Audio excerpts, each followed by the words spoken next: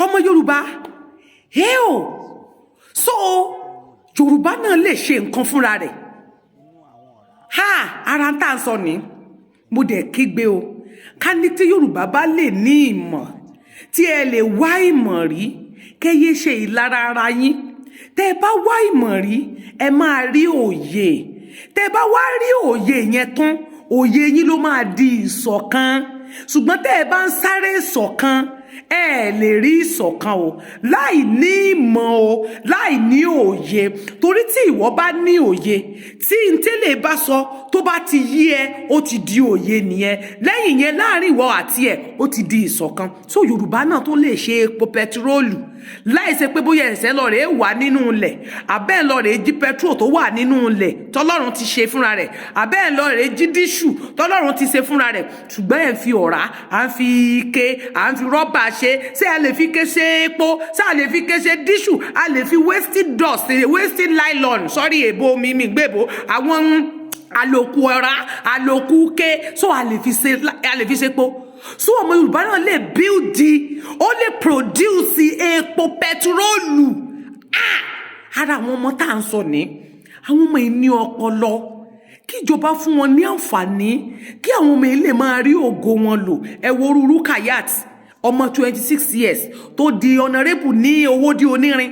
Tó bá jẹ́ lùbòmí níbi irú Èkó báyìí, wọ́n ní jẹ́ kó ṣe é. Tó bá já wọn sàlẹ̀ lọ́dọ̀ wa ń bì báyìí, wọ́n ní gbà. Àwọn ọmọ yìí rí ògo wọn lò tán fi lè ronú pé àwọn lè tọ́nu epo, àwọn lè tọ́nu nylon di pẹtrólù di dísù. Ẹ wo iye owó tí Nàìjíríà run lórí refinery tí wọ́n kọ́ tí Dangote kọ́ sí Èkó yín bẹ̀ yẹn tó gba gbogbo Èkó rán. Ẹ wá dúdú ilẹ̀ tí Dangote gbà. Ẹ wá dúdú equipmenti àwọn máṣíìnì tó fi ń ṣe. Ẹ wá bọ́n ṣe ń wọ epo tó, ẹ̀yin tó ń jìyà rẹ̀ ni. Bẹ́ẹ̀ ṣe ń wà tó, ṣé tí gọ́ọ̀mẹ̀ntì bá lọ develop irú gọ́ọ̀mẹ̀ntì tí ìlú state tí àwọn ọmọ yìí wà nísìn, tó bá pé ìjọba bẹ́ẹ̀ fẹ́ ṣe ni, ó yẹ kó lọ gba àwọn ọmọ yẹn ni. Irú nǹkan táwọn ọmọ yẹn ń ṣe yẹn, kí wọ́n kọ̀ọ̀kan wá bóyá bí ilẹ̀, bóyá bí acres kan tàbí bí 2 acres kí wọ́n fi kọ́ kinní fún wọn. Irú àwọn ọmọ yẹn kan fi kọ́ síbẹ̀. Irú nǹkan tí wọ́n nídìí fún irinṣẹ́ kan rẹ̀, gbogbo nǹkan yẹn kan máa ṣe síbẹ̀. Ó máa níye táàsì tí wọ́n máa yọ fún ìjọba. Àwọn náà ni wọ́n máa lówó wọn. Ṣùgbọ́n ó máa níye owó torí ìjọba ló dá wọn lóko òwò. Ó máa níye owó tí ìjọba náà máa yọ. Ó máa níye tí wọ́n jọ máa fi ṣe láàrin ara wọn. Wọ́n á tún lè gba ọ̀pọ̀lọpọ̀ àwọn èèyàn síṣẹ́ láti bẹ̀ lọ. Wọ́n lè develop ní state kọ̀ọ̀kan, sí local government kọ̀ọ̀kan tí yóò fi ní jẹ àwọn èèyàn mọ́. Dangote tó ń kó epo fún yín, àwọn ni wọ́n kó lọ sẹ́yìn odi. Ẹ tún lọ rà láwọn gógógógó, ìhà àánú rẹ̀ gan, àwọn gógó lẹ́ẹ̀rà. Wo fídíò yìí, ẹ wo ẹ. Diesel àti petrol tẹ́ ń wò yìí, ilé epo kọ́ láti rà o. Inú àwọn ọ̀rá àtàwọn ike tẹ́ ń sọ dànù, inú ẹ̀ láti rí. Ìyàlẹ́nu ló máa ń jẹ́ fún àwọn èèyàn bí ọ̀rá àti ike mo ṣe lè di epo.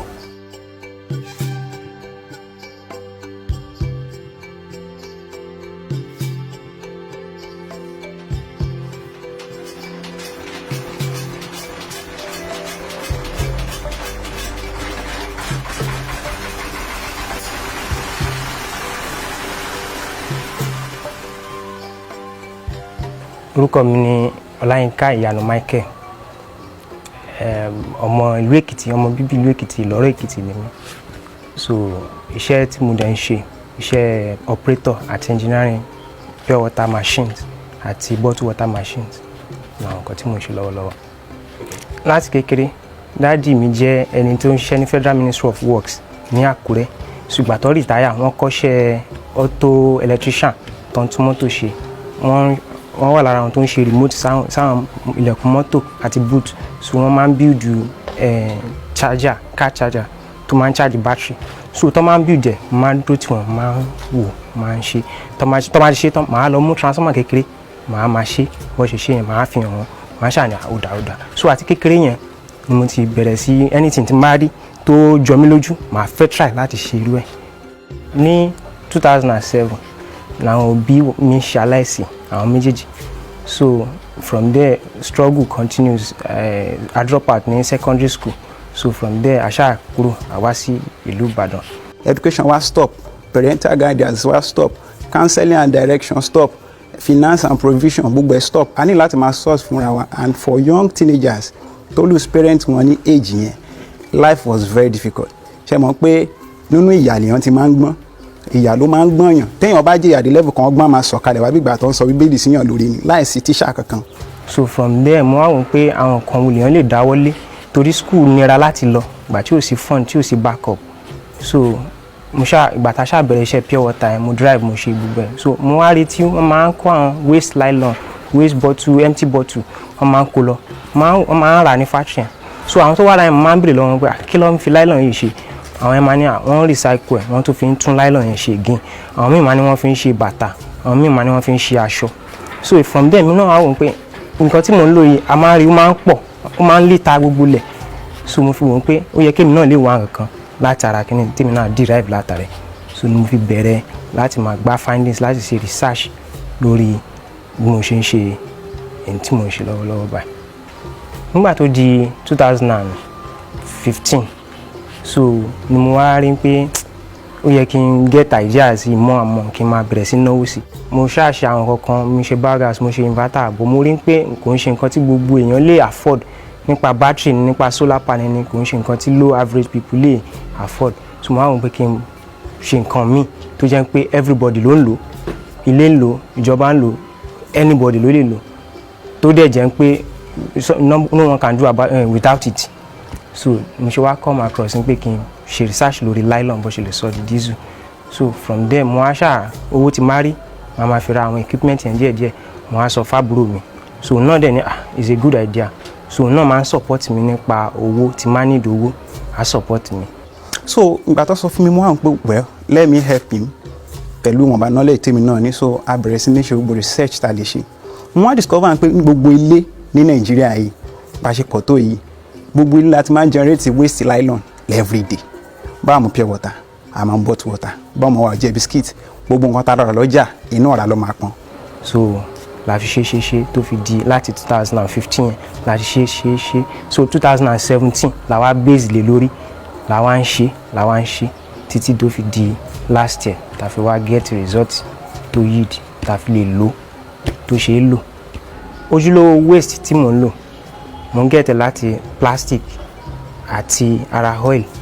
So plastic dẹ̀ oríṣiríṣi nylon pure water ike bottle water low density PE làwọn but ike kẹ́gì ike tó fi ṣe television tó fi ṣe oríṣiríṣi àwọn electronic stand lò àwọn ẹni high density polyethylene oríṣiríṣi plastic ló wà ṣá I need 7 types of plastics but ìtẹ́mi tí ó wà tó jẹ́ favourite mi òun ni high density àti low density. Lẹ́yìn àyẹ̀wò tí a ṣe ní lab so mo gbé lọ sí iléeṣẹ́ pure water tí mo ti ń ṣiṣẹ́ mo lò ń bẹ̀ mo fi tan generator tí mò ń lò nílé mo ṣiṣẹ́ a fi lo mọ́tò tí a fi ń ta omi ó dẹ̀ ṣiṣẹ́ so kò dẹ̀ sí anybody tó complain pé bóyá engine ní fault àbò knock engine kò sí complain rárá. Àwọn challenges tí mo face lórí ẹ̀ kò sí tools ready made tools tí mo lè lò tí máa need nǹkan kan láti modify láti adjust màá ṣe ní láti gbé màá ṣe gbé lọ sílé weather kan àbí màá ṣe gbé lọ sílé panel kan táṣẹ̀ bá mi jò then kò sí fund láti fi enlarge ẹ̀ torí èyí tí mo ṣe ń ṣe báyìí kéékèèké ni kò tí ì ṣòwò tí mo fi lè ṣe ńlá ẹ̀ so ó ní minimum capacity tí mo rí lọ́wọ́lọ́wọ́ báyìí.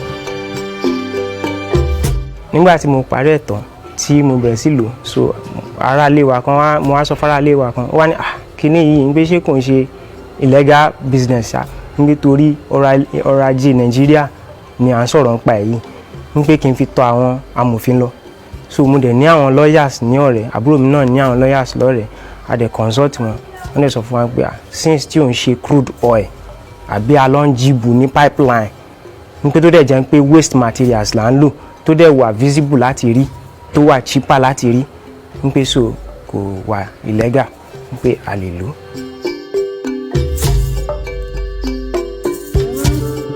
Lọ́jọ́ iwájú mo ní plans láti ní bigger plant tó jẹ́ pé màá máa ṣe fáwọn èèyàn bóyá ilé iṣẹ́ ilé ìjọsìn oríṣiríṣi àwọn ibi tó bá ṣáà ti ń lo diesel petrol tó jẹ́ pé màá máa ṣe fún wọn. Bí owó àti ìrànlọ́wọ́ tá a rí presently nínú iṣẹ́ tá a wá ń ṣe tá a ti ń kówó jọ níwọ̀nba bó ṣe mọ la ṣe kékeré tó mọ̀ yìí now mo